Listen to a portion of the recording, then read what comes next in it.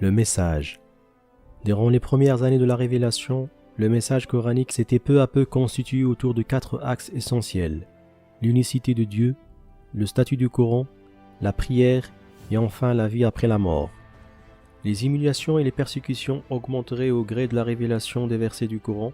Le prophète, constatant la détérioration du climat à la Mecque, fit la suggestion suivante: si vous alliez au pays des Abessins, vous y trouveriez un roi sous la tutelle duquel personne ne subit d'injustice.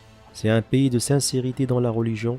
Vous y resteriez jusqu'à ce que Dieu vous délivre de ceux dont vous souffrez actuellement.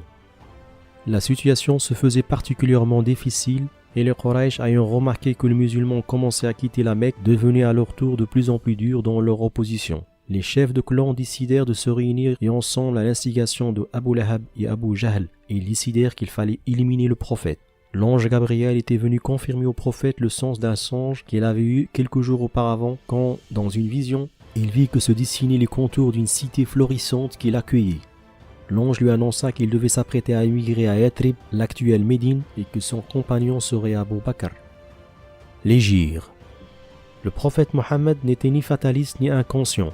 Sa confiance en Dieu était totale, mais cela n'avait jamais signifié qu'il se laissât mener au gré des événements et des difficultés. La révélation lui avait rappelé de ne jamais oublier de dire Inch'Allah quand il prévoyait d'agir, et n'était point question toutefois de croire qu'il s'agissait d'oublier d'être responsable et prévoyant dans ses choix parmi les hommes. Mohammed avait ainsi planifié l'immigration vers Médine depuis près de 2 ans, et rien n'avait été laissé au hasard. À mi-chemin entre les enseignements historiques et les méditations spirituelles, l'hégire et également l'expérience de la libération.